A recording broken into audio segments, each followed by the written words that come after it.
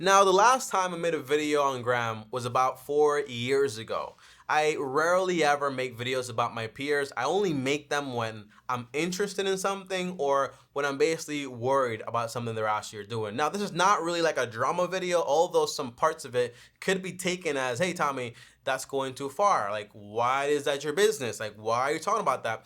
And it's because I genuinely think that videos like these can actually help people, not just, for example, Graham, but also the people that actually watch us. Because for a long time, we've been making content side by side in a way, him for 7, me for 5 years on the finance realm, but I've been making content since I was like almost like 11 years old. So there's a lot of stuff I know about YouTube, especially how to do YouTube wrong, because I did it for a long time wrong. But let's get right into this video. Now, the very first thing I want to talk about is basically marriage, because Graham talks about he just got married, and one of his biggest regrets is basically not inviting more people. I mean, that's pretty awesome. I just got married also, and that was like a thing, having more people there would have been pretty cool. But one thing I do have to say when it comes to marriage and just some general advice here. And by the way, his marriage kind of caused him to take like a 3-week break in a way.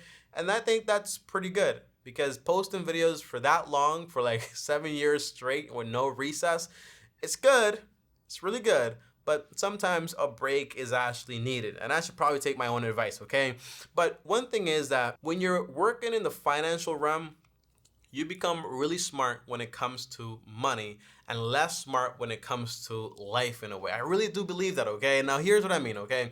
Now, as a Christian and also being in the finance realm, I made some decisions that I myself would call very stupid if I was approaching it from a financial point of view, okay? For example, I did not get a prenup. That is a massive thing. When your job is money, and you kind of understand money as a whole and people as a whole, you kind of start to believe that, hey, I'm coming into this relationship with a big business.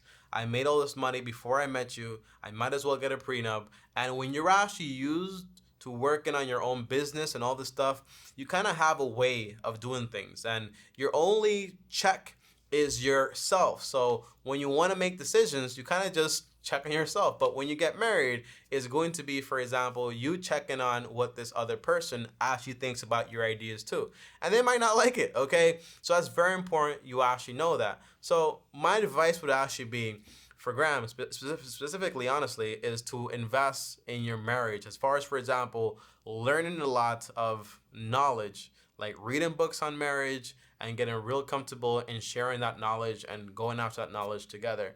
And as far as a prenup, I do think a prenup is a massive mistake, and not financially, but just as a life idea, okay? Because you're choosing to join your life with someone, you're choosing to basically procreate kids with this person, and at the same time you're saying my money is more important than you are. And I know it doesn't that's not what we're actually saying when you actually do those things, but it is, okay? And that's one big reason why I didn't do it, okay? To kind of just say, you know what? I'm not going to get a prenup. We're getting married. My money is your money. If we do get a divorce, then guess what? You get half my stuff, but this is how we actually approached it. Now, it's because I'm a Christian and those are my values. And that goes against my logic as a financial guy, but I do think it's a way better principle. To marry someone and say, this is my money? No, this is our money, this is our business.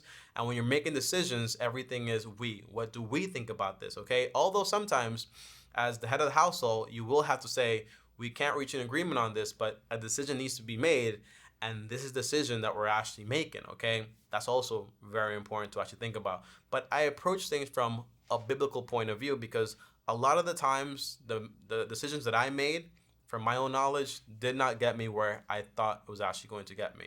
Now, the second point, one of the second points I actually want to approach when it comes to this video that Graham actually made about him not being engaged is about like phone use and social media and all this stuff. And he actually noticed after 3 weeks that he was actually more addicted to his phone than he actually thought, okay?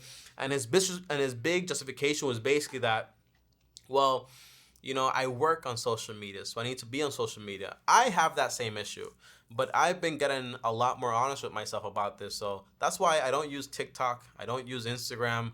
I don't use any of those platforms really, just YouTube.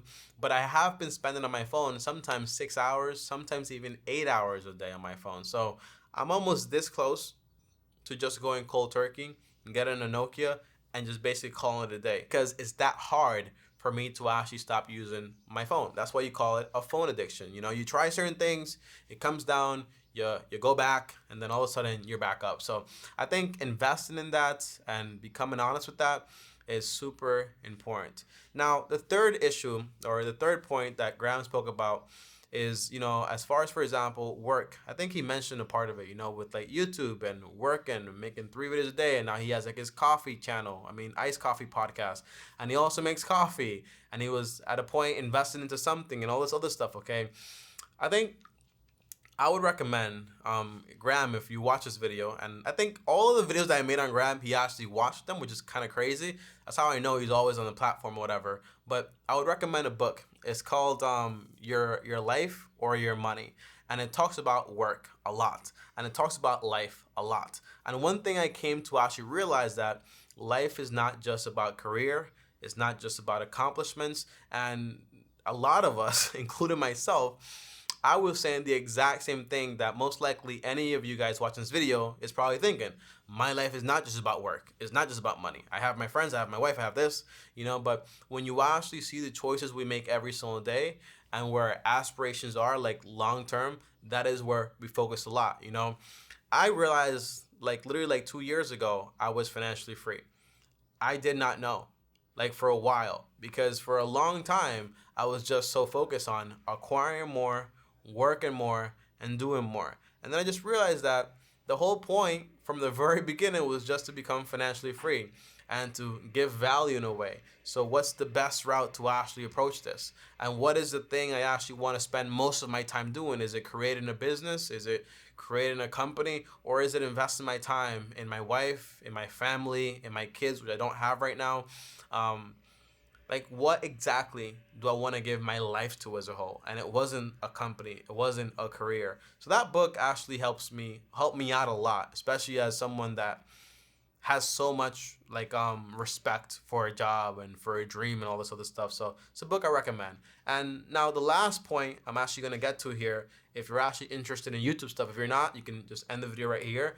But he mentioned that when it comes to financial content, there's a cap. There's like a limit, okay? How many times can you explain how to get rich and how to get financially free? Financial freedom, man, I've always said it, it is simple. It is just hard to execute because it takes a long time and it's very repetitive. And you have to have this kind of personality where you're able to do the same things over and over and over again. That's why most of my friends call me boring. It's why most of my friends say you're like an old person. I just don't understand. And I think that's what happens when you read a lot of books. You just start to absorb a lot of knowledge, and you start to see what the truth actually is in a way. So it is very true. My biggest approach, and by the way, Graham is a lot more successful than me when it comes to the finance channel as a whole, but that's because also our approaches are actually different, okay? Graham makes big videos, really big videos that actually do very well and capture a new audience and all this stuff, and he's very good at doing that. But I make a lot of small videos on smaller topics that don't capture the imaginations of a lot of people, but just answers a few questions specifically for those people that are actually looking for that content. Now, for me personally, I have a lot more content to choose from than Graham does, okay? I have 5 years worth of content, Graham has 7 years, and I probably still have a decade more because I can keep answering small questions over and over and over again. Not the same ones, but just different ones with different variations. But it is very true. It comes to a point where videos do get repetitive, where the books you read do all sound like the same, and finance is really just that. But I do think there is a lot of value in being the person that repeats things over and over again. Dave Ramsey, for example, is someone that has been on the platform for a very long time, but his content is not really finance based anymore.